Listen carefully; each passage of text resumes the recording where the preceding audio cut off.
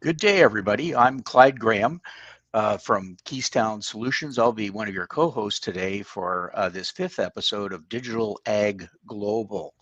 Um, we're going to do something a little different today. During the first four episodes of Digital Ag Global, we've stuck pretty close to the farm regarding ag tech innovation. But today we are going to shift from the field to the fork. Here are some facts. Canadians spend about 40% of their total food budget on restaurant meals. In the United States, about half of all Americans eat out at least once a week. And I think if you've ever watched the television series The Bear, and I don't know whether it's in your part of the world available or not on streaming, it really gives you an indication of the joy and the chaos that comes in the restaurant industry. So really thrilled to have Matt Wampler, CEO of ClearCOGS, to help us understand how his technology can assist restaurateurs and restaurant chains in cutting through some of that chaos. But before we get to Matt, I'm going to introduce Yurii Kovalchuk. He's the CEO of Cultivate. And Yurii, maybe you could introduce yourself and update all our audience on where Digital Ag Global is going. Yeah, for sure. Thank you, Clyde. Guys, my name is Yurii Kovalchuk. I am CEO of Cultivate. As you all know, we are hosting Digital Ag Global podcast. And we decided not to wait for our New Year's resolution to start something new. We decided to start doing it this holiday season. And we bring to you today our holiday special. It's a new feature of Digital Ag Global that is called Digital Ag Global Spotlight, where we interview and talk to C-levels, founders of tech startups from agri-food value chain, and talk with them how their solutions impact the value chain of agri-food. So with that said, do not forget that we still offering sponsorship packages for Digital Ag Global podcast. If you're interested, drop us a line. But let's talk a bit more about you, Matt. Well, Clyde, Yurii, it's great to be here. I appreciate you having me on. Oh, it's great. Pleasure is ours. Yeah, so Matt, maybe you could just talk. You have a really interesting backstory in terms of how you ended up with ClearCOGS and founding your company. Maybe you just tell us a little bit about yourself and how your journey to date. Yeah, look, I mean, it's a pretty simple story. I'm an ex-owner operator. I spent about a decade in the industry slinging sandwiches. Know what it's like to have to make payroll and sleep on the back of the store floor. And it was later on in life, after selling my restaurants, that I got into this world of data analytics and technology. And it was kind of one of those moments where I had this realization. I ran what really was a multi-million-dollar business with hundreds of employees, and we ran it off of Excel spreadsheets and guessing. And the technology we have today is so powerful. And if I would have had any of this when I was running my operation, what a difference it would have made in my life. And so that was kind of how we got started. Now we founded ClearCOGS, where our goal is to empower operators with the decisions and answers they need to run a more efficient business. Who's going to walk in the door? What do I need to have prepped? What do I need to order? How much staff do I need to have there every day? All right. Well, that is amazing. So maybe you could talk a little bit about restaurants and how your company service offering can assist them. I think when you go to a restaurant, or most restaurants, it's calm. It appears like everything's well run, and I mean there are exceptions to that. But I assume that in the back of a restaurant, it's a little more hectic than we might imagine. And how can what kinds of things can you do that just make life easier for people in the restaurant industry? Yeah, well, let's just start talking about restaurants. Restaurants it's a tough industry.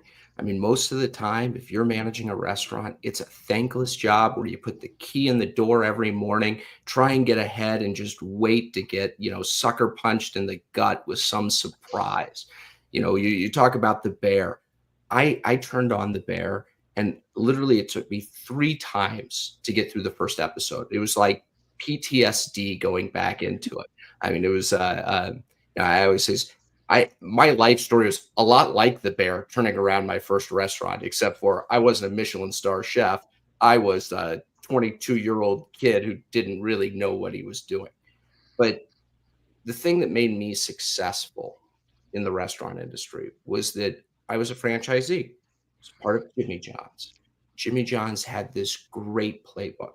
So my job was to come in every day and just execute the playbook. And by doing that, we were able to be successful. And I think that's kind of, you talk about how does ClearCOGS interact with that? Well, not every restaurant has a playbook. They don't know what decisions to make and how to make them and how to systemize it. So being able to provide a system for operators so that when they put that key in the door in the morning, they know, hey, this is what my order for today is. This is how many onions I need to have prepped. This is how much I need to, chicken I need to pull out of the refrigerator to thaw for tomorrow. How can we get those, pivotal decisions correct each day to make their life a little more simple and have it not just seem calm, but, be calm in the kitchen? Yeah. I think in our pre-discussion, we talked a little bit about how hard it is to forecast who's going to walk in the door on any given day and what are they going to want to order. I mean, obviously, you can look at what's happened over the last month and get some kind of a feedback. How do you really handle that uncertainty and, just different people with different ideas of what they want to eat every lunch hour or dinner or whatever they're offering? Well, I mean, it is and it isn't. So, you go across the world, Canada, the United States, there are managers in every restaurant that are just playing it by feel for the most part. We always said, do you have your finger on the pulse of the operation? They know it's a rainy Wednesday and, that means lunch is going to be a little bit slower, but, maybe I should call another driver. There's a feel for it. So there is a predictability to this.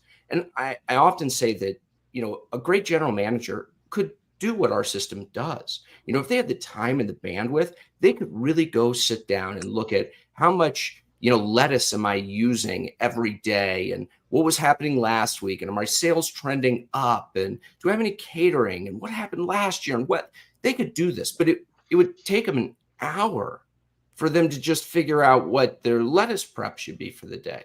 So how do we take that same thinking, that same thought process, and systematically, programmatically apply it to every ingredient and every decision so that instead of your manager sitting in the back of the store trying to figure out, arithmetic and, seasonal trends, he can be focused on training the staff and, delighting the customer.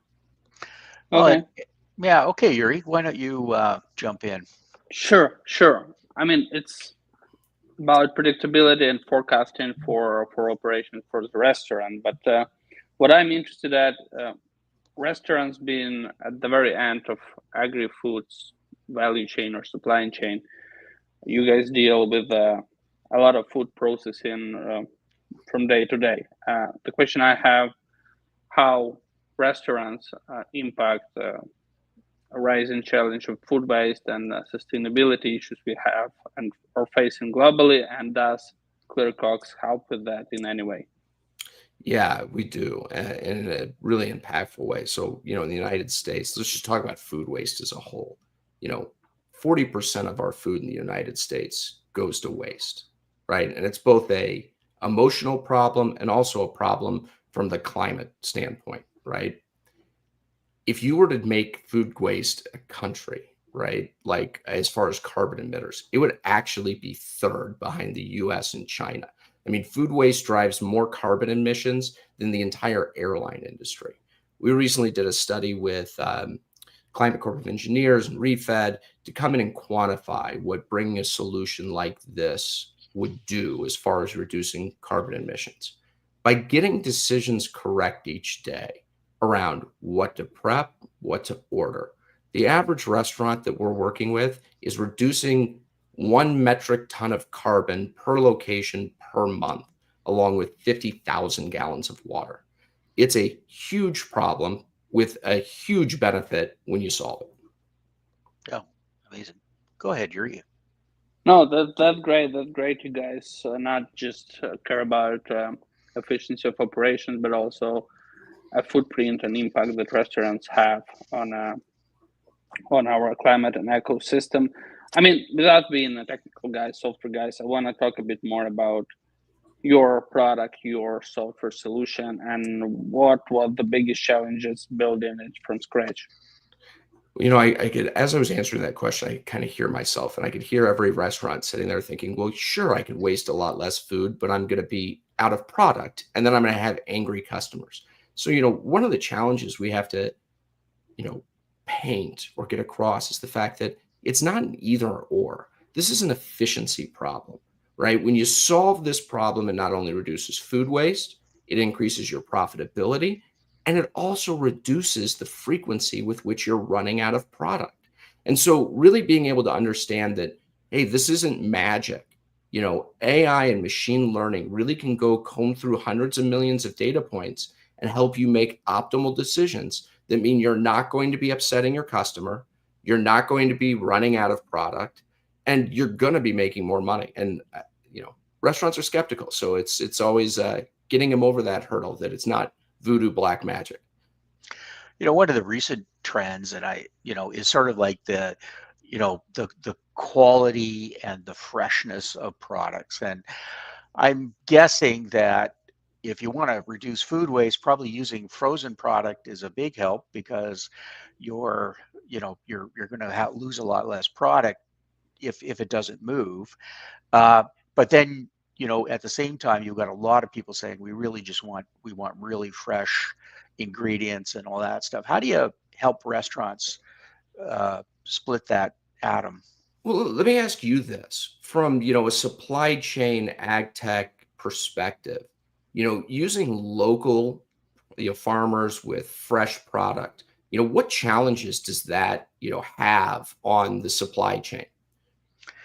Well, I have worked in agri-food for a long time, and I've wrestled with this issue. The reality is that across the globe, that not every country or region can produce all of the kinds of product in the quantity that that the world needs, and so you need an element of trade. There's certain things that are more conducive to that. You can grow greenhouse products in Canada in the winter, and you couldn't do that without greenhouse technology, etc. So, but Canada imports tremendous quantities of fresh fruit and vegetables from the United States, Central America, but still the world needs canned goods, and they need frozen goods and all those things. So it is a complex supply chain, and we've moved from a world where farms serve just the local community. In some cases, just many parts of the world, the farm just feeds the family that's running the farm. But with we're on the road to 9 billion people. We're going to have a mix of different kinds of options to feed all those people and get them healthy, nutritious food. So I don't know. I'm a little alarmed that you're asking me questions now, Matt. Well, I just, we're always on the receiving end, right? So I'm the guy placing the order. I have no idea what it looks like as far as getting it there. And so when you asked the question, I instantly thought, well, look, farm to table, it's great. I just see dollar signs. I see that head of lettuce, instead of getting shipped in bulk from California, is probably going to be, 50% more. And so in our world, it's just increasing the input cost, which makes, and these are perishable products, right? So I got to get it right. It just becomes that much more important that we're managing it more correctly, because the last thing you want to do is buy the very finest lettuce, buy too much of it, and either be throwing it out or now serving, poor quality wilted lettuce because, you ordered it and you don't want it to go to waste. Right. Yeah. Make a lot of sense. I have a question, something you've mentioned, that machine learning AI helps to make those decisions for restaurants. And I mean, utilizing machine learning algorithms or artificial intelligence for making some sort of predictions and forecasts requires a lot of data. I was wondering, what type of data do you guys gather? Is it from just a restaurant itself, or you have kind of third-party integration, understanding, I don't know, the weather or something else? Yeah, we look at about 100 million data points every day to get to the one data point that actually matters, which is the answer to your question. And that question may be, how much lettuce do I need to have prepped today? Or how many briskets do I need to smoke tonight for tomorrow? And that data comes from weather, events. It comes from your point of sale system, transaction data, your back of house system. We're pulling in all relevant data that we can to make these decisions. Okay. But I think one of the interesting things about, as Yurii and I have been interviewing people in this area, is the user interface. And I think sometimes when I've gone to events, you see a startup and the idea is phenomenal, but I don't know how that is going to work for a farmer, for example, or a food processor. Obviously you have a successful model. What kind of a user interface do you have, like in practical terms? Is it on my phone? Did I have to sit down to a computer? How does it work? This is a great question. So look, it's all about meeting the customer where they are, right? How are they interacting with their current software? What's the best way to get them that information? We don't have a user interface. We support all of our restaurants, or the vast majority, via email or on their kitchen display system. Our job is to basically do the data synthesis. And what we found is that, we've talked to restaurants over and over again. Would you like an analytics dashboard? Would you like a chat bot? We could also just send you an email or a text message with what you need for the day. And they're like, oh yeah, just send me an email. That would be way easier. I already have my phone. I don't want to log into anything else. I don't want to learn how to deal with a chat bot. And so, for us, it's about boiling things down to simplicity. What is the simplest way to get the information across in the simplest manner? Okay, so the restaurateur, the restaurant chain doesn't have to know very much about what you're doing. They get the information they need on a timely daily basis, I guess. Yeah, look, you go back to the bear. They're running around with the kitchen on fire. They don't care that you looked at 100 million data points. They don't care how the weather regressor was, adjusted to meet this, specific need. They just care that they defrosted the right amount of chicken yesterday, or they're not going to run out of ribs today. All right, well, that's great. I'm just going to take a pause to encourage the audience. We always really want people who are watching or listening in to provide their comments or pose some questions for Matt. This is your opportunity, so please put your ideas into the chat, and we'll get Matt to respond. Yurii, where do you want? What's on your mind next? That's a very good question about user interfaces and how the actual value not comes from a dashboard or a web app or a mobile app, but from an analytical insight that you guys get into hands of restaurant managers. But I'm interested about, I would say, success cases or failure stories that you want to share with us and say, hey, that's where we really help someone and that's where we did not so well. Is there any kind of highlights you want to share with us, Matt? Yeah, I will use an example from my past, which was as a Jimmy John's operator. We make sandwiches. We go through a lot of bread, right? You've got to order bread. You've got to, thaw the bread, bake the bread, and you're doing this throughout the entire day. You've got a short shelf life on it. Something you're always managing. As it turns out, managers are actually pretty good at managing it all the way through. But there's this one decision point. 2 hours prior to close, you've got to make a decision. Do I need to bake another cycle of bread, or do I have enough? Because at the end of the day, the music stops and the bread's no longer good. What we were doing is, I had 5 assistant managers at 5 locations, and 2 hours prior to close, they'd stick their head out the door. Is it raining? Is there a line at the bar? What's the day kind of feel like? And then they'd place a guess. And most of the time it was emotional, like, I don't want to get this wrong, so I'm just going to bake extra. Okay. By just answering that one question related to bread, we were able to decrease their bread waste by 53%. Just one data point, right? One number. Right. I could text you that number 2 hours prior to close. We're going to cut your bread waste in half.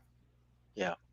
I mean, we've talked a fair bit about dollars and cents and then efficiency and things like that. But, I think in some of the other conversations we've had, our digital, experts have sort of said that sometimes it's not all about the money or the efficiency or things like that. It's allowing a farmer or a business person to focus on the things they really love about being a farmer or a business person, and spend less time on the things that they really don't want. Like there are very few farmers who went into farming because they like accounting, prepping tax returns, I mean, all those kinds of things. So what is your value proposition? Like if I were saying I a massive restaurant organization, and Matt, why should I sign up with you? Yeah, so I'm totally with you. We talk about this all the time. Nobody gets into restaurants to manage Excel spreadsheets or go over inventory reports. That's the stuff they have to do to stay in business. So why do they have to do that? Well, this is a low margin business. And each of these little decisions may not be a giant number. It may be $5 here and $10 there. But getting them right is the difference between having a healthy profit margin or going out of business. So they're forced to have to spend a disproportionate amount of their time trying to manage the Excel spreadsheets. So first and foremost, let's get the managers out of the back office. Let's get them off the screens. Let's get them out of the things that they don't want to be doing. And instead, let the AI do what AI is really good at, which is crunching numbers, so that they can go focus on the staff. And the second thing I'd add is this. This is kind of nuanced, but if you ever worked in a restaurant, it's very reactive. So you're always kind of waiting to see who's going to come in the door. And then, it's like if not enough people come in, like, am I going to be throwing things away? Or, oh, everybody just came in. We need to all of a sudden catch up. So you're in this reactive state where you're always kind of nervous, waiting, tense. Shifting from reactive to proactive, where all of these decisions have been crunched ahead of time and there's an optimal number, where I've got the clarity, I need to have 18 sticks of bread 2 hours prior to close, and I don't even need to think about it. And if we run out, that's part of the plan. That is a mentality shift that psychologically changes the day-to-day, lives of the people that, we're working with. Okay. No, that's great. That's great. Matt, I just want to shift focus a bit from like an operational standpoint of running a restaurant and utilizing technology to kind of your startup story. How long did it take you guys to go from idea to first clients to MVP? How your journey looks like? Because why I'm asking this because a lot of startups, technical startups, software startups in agri-food value chain, they're spending vast amount of times on prototyping, POCs, trials, stuff like that before actually onboarding first client. So could you share your story, how you guys get from an idea to an MVP to actually paying clients? Yeah, so it was an iterative process, and that iterative process is still continuing. It's the journey's not complete. We're about a 3-year-old company. It started out with me and my co-founder, basically 2 guys out of a garage, just thinking, we think there's an opportunity here. And it all started with talking with restaurants. If we would have built what I wanted to build, it would have been the wrong thing. If we would have built what my co-founder thought we should build, it would have been the wrong thing. But, we sat down, and I give my co-founder a lot of credit for this, talked with a ton of restaurants, and just kept asking why. Why do you need this? Why do you want this? And it always came back to that same problem. I don't know who's going to walk in the door tomorrow. So this is going to help me know what I need to prep, or this is going to help me know what I need to order. This is going to help me know what do I need to staff. And so we, instead of trying to do a lot of things, said, look, let's go deep on this one thing in a very narrow way. Let's help figure out who's going to walk in the door and answer those individual questions. And so we instead of building this whole platform, it's like, how do we just answer these questions correctly? And that's where the whole email thing came from, where it was, what is the simplest way to get the answers to those questions to the operators?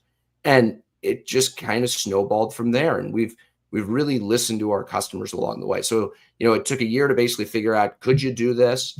And what does the business look like? Is this a scalable venture-backed company, or is this more of a tech-enabled consulting company? Ultimately, we figured out how to scale it. And we said, okay, this is going to be a venture-backed scalable business. We went in last year and started to actually implement this in restaurants.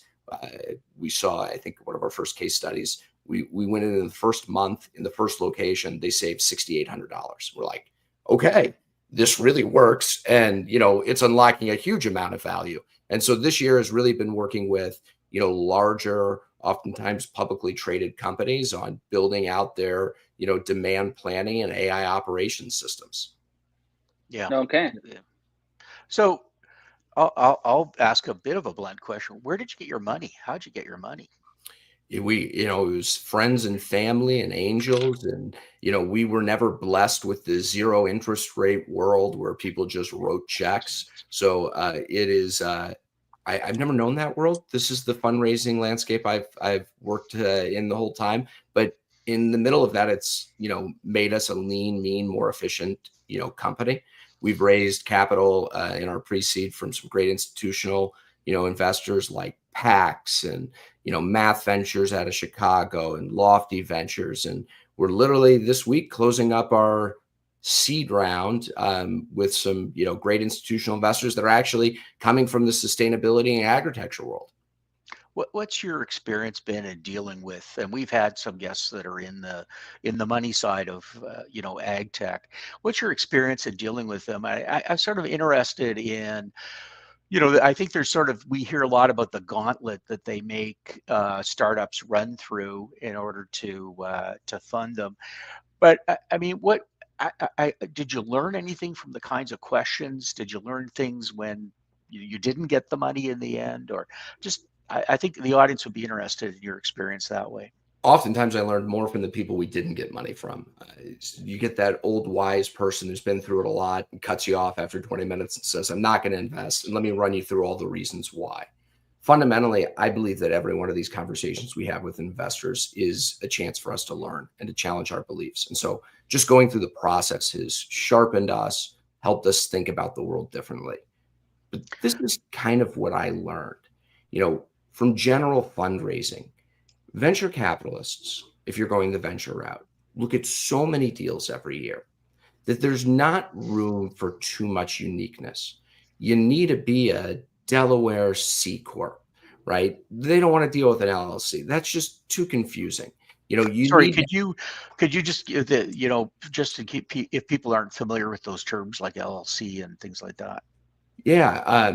Well, I don't even think you need to get into the details. There's a certain structure of a company which you need to have because they don't want to deal with the nuance of a different type of legal entity. Right. When it comes to pitching, there's a formula for it. They want to see all of the information in the same way so that I can compare and contrast companies. We really want to see, this company is like, Uber for, this industry, because instantly they can understand that. And that's not a fault of them so much as it's such a high volume investment. They're looking at so many deals that you need to be able to make the information more digestible for them. I think that was one of my major takeaways. Okay, so that's useful. Yurii, I'll get back to you on a question, but we do have a comment from our audience. Sam, who's a business development executive, not sure where he's at. Sam, maybe you could tell us where you're contacting us from. And his question is, what emerging technologies do you see having the biggest impact on the agriculture and restaurant industries? And how can businesses best leverage these innovations to improve sustainability and customer engagement? Yeah, so I've got one for the restaurant side of the world that's a little less on Sure. sustainability and one on the sustainability side. So I love voice AI. We used to have employees that literally just answered phones to take deliveries. That was a huge waste of our time and energy and resources. So having your voice AI in the drive-through to free your labor up to be able to focus on other things, that's a great use of AI. I always say great AI is AI that you don't even realize is going on in the background. I think that there's that's something that will help with the margins for restaurants. I think it actually is going to help with the customer service. I'm really bullish on that. And then, on the sustainability side, I love, Kim over at Copia. I think she's got a great solution for, donating food. It's, you have leftover food at the end of the night. They basically schedule third parties to come pick up the food, and then you basically get a tax credit back for donating the food that offsets the cost of it. It's a great way to solve not the, both the hunger and, people being left, with, meal insecure, and reduce the amount of food waste going into landfills. Well, I hope that answered your question, Sam. Yurii, where would you like to go? Yeah, I just want to ask Matt very important questions. It's good to learn from your mistakes, but it's better to learn from someone else's mistakes. Any mistakes you've made or your company have made, you want to highlight to the audience, to some of the founders and C-level executives in the audience, so they could be aware of those. Who doesn't love to talk about all of their mistakes live with the No, I mean, look, it's an early stage startup. We make mistakes every day. Our job is to make mistakes. And the real job is to identify which were mistakes and to not make them again so that we head in the right direction. Because we're building new technology in a new industry with a totally new company. No, there's no playbook for this. I would say the biggest mistake that we made was people. So, like interacting with our customers. So, you often think, I want to make your life easier. I don't want to be one more thing for you to manage. So I'm going to stay away and not bother you with things. That was probably our biggest mistake. The right way to go about it is, how do I be a partner with you? How do I call you on a Friday afternoon and say, how's it going today? Just wanted to check in. Because at the end of the day, businesses are people. They're run by people. They want partners. They're willing to go through the mistakes and the faults as long as you're there and they know that you're going to fix it and you're working towards making their life better. Yeah. Interesting. I'd like to hop back to something you said, Matt, about AI and voice solutions, to allow, customers to interface, and I think that's mostly in fast food. A lot of companies are, I think, experimenting. Maybe that's I don't know if that's the right term or not, but like McDonald's has in certain restaurants, and I've seen this a lot in France. I don't know if it's in the United States, where you go in and you don't order at the counter. You hit an electronic interface. I know Starbucks. I order my coffee, by using my phone, and I just pick it up. I don't really have a lot of contact with the serving staff. I mean, how far can that go, and can it get into, go beyond fine dining and into or beyond fast service or whatever it's called these days, and into fine dining and things like that? I mean, can restaurants provide an experience for people without people? Yeah, Clyde, you stumbled into a great debate in the restaurant world. Kiosks or no kiosks. Okay. One side of the argument says, look, that's an opportunity for us to create hospitality and a great experience and to interact with the customer, right? Why are we going to put them on a kiosk? Because that just changes the dynamic of everything. The other side of it says, look, we're in a low margin industry. We need to save on labor. We can maybe provide a better experience by doing it in a kiosk because nobody wants to wait in line. I think where I fall on this is you got to know your customer and you got to know what value it is that you're driving. And we were at Jimmy John's, we were really selling speed and convenience. So, however, waiting in line is not speedy or convenient. And therefore, I probably don't need to have that interaction. When I go out for a fine dining anniversary dinner, right? Like I want it to be slower. I want it to be more intimate. I want to have that warmth and hospitality. So I don't think there is a right or a wrong answer on this. I think it'll evolve based on what are the needs of the clients, or at least I hope that it involves, the needs of the clients. I hope I'm not a Michelin star chef restaurant ordering on a kiosk. Exactly. It'll be interesting to see where that goes. I'd like a digital solution to pay the bill at the end of the meal, though, because I think it's one of the biggest fails at restaurants is somebody that's finished and has a great time, and then you're waiting endlessly for the check, and so that, I think, in a fine restaurant, that's something you could do that doesn't really need the server to ask how your day was. Well, two things that I've seen that are really interesting and kind of innovative. So Bar Taco, they have you actually scan the QR code at your table and you actually order on your phone and they bring it out. And the interactions don't feel like some busboys bringing your food. Instead, it's a lot less of back and forth with the waiter and more interacting with them personally. I think they've done a really artful job, and you're paying there on your phone. I think that's a great use for that concept. I've also heard in the fine dining world, if I can pull up a digital menu or I can have a tablet where you can see where the chicken was sourced from and, some information on the chef and how it inspired that dish and go deep, one of the things that consumers are demanding more and more is to understand where their food's coming from and what inspired and what the background is. And that becomes even more important in the fine dining world.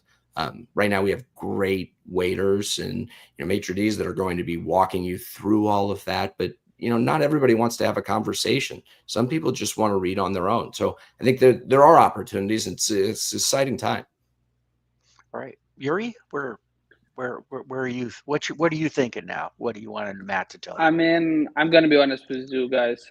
Pretty much every restaurant in Ukraine right now use QR codes for digital menus and paying stuff, and it's convenient. But sometimes you want to ask a few questions, and then you still need to have those interactions. But that's good.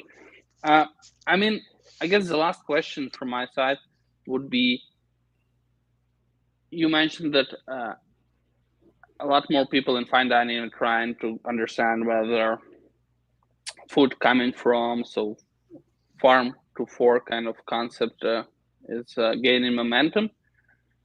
Does that bring kind of traceability question into restaurant business?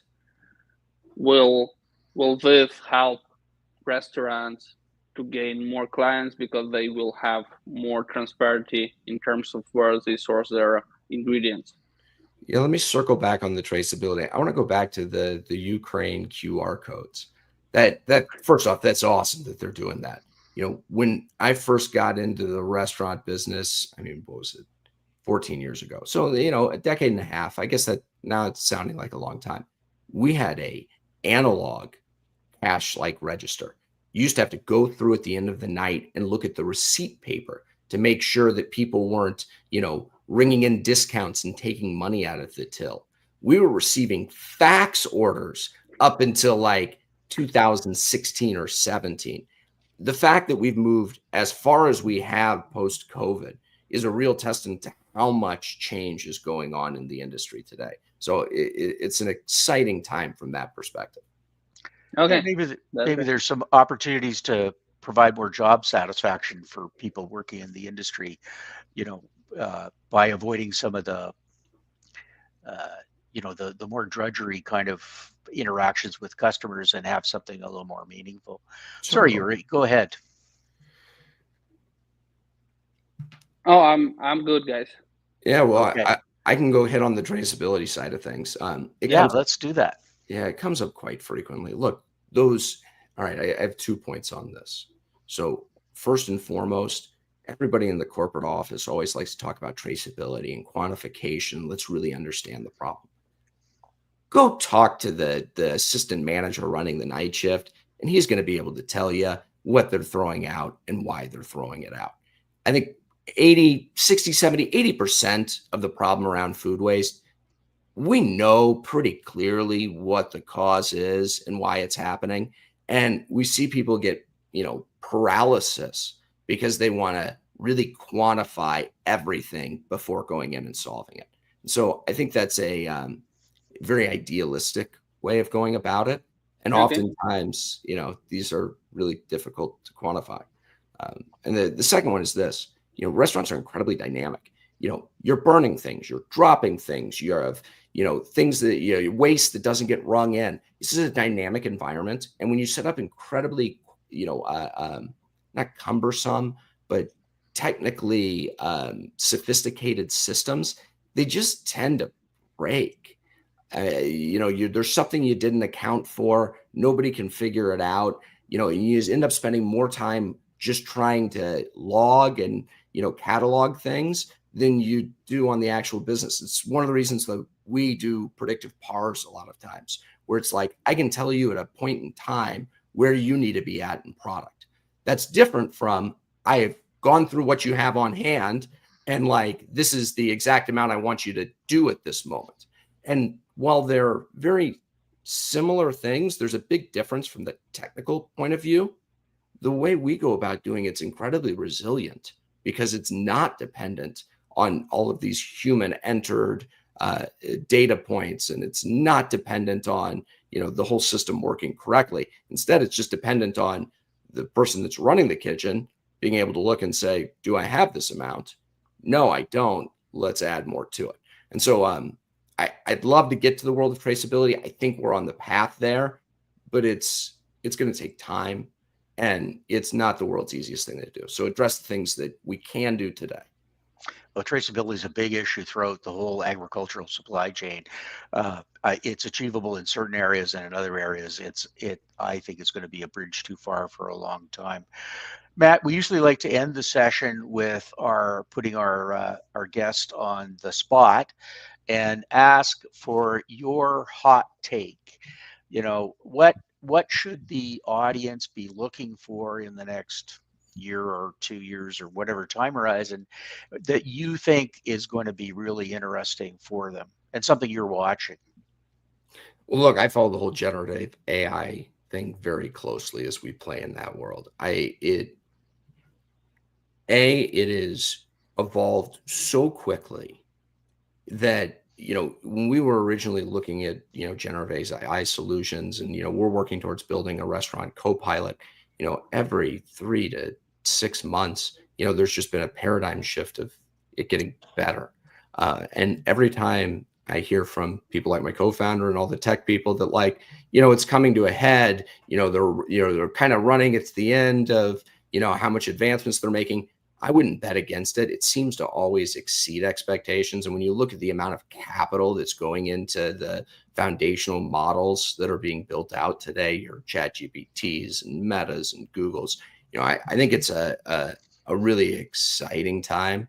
I'm also really looking at how does that affect business, and the kind of my theory on this is when every company knows you personally and has the optimal way to pitch you their product, where everything sounds amazing, we're going to be way more benchmarking our decisions on what humans do I know that are actually using this that can tell me it. So, how do you stay authentic? How do you build community? How is it that you can, build relationships? Because I think those relationships are going to become even more important. I think it's great that somebody that's so cutting edge in terms of the AI is obviously very authentic, as you are, Matt. So we've really enjoyed the conversation today. You don't get too many restaurant guys running tech companies. So interesting mix.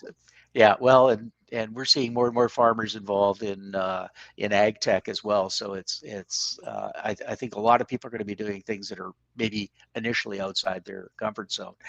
Matt, thanks a lot. Normally we close with Yurii has a few points for the audience on where digital ag tech is. Digital ag global is going in the next few episodes. Exactly, guys. We are going on some holiday vacations. We will see you in 2025 with the lineup of our episodes for next year. But in the meantime, let us know in comments what do you think about our new feature as a Digital Ag Global Spotlight, whether you like it, what type of questions you want us to ask in our future guests. And stay tuned for more info and have a great holidays ahead of you. Thank you, guys. Yurii, Clyde, thanks for having me. No problem. We'll have you back. All right. Thanks a lot, Matt. Thanks, Yurii. Thanks, Olia.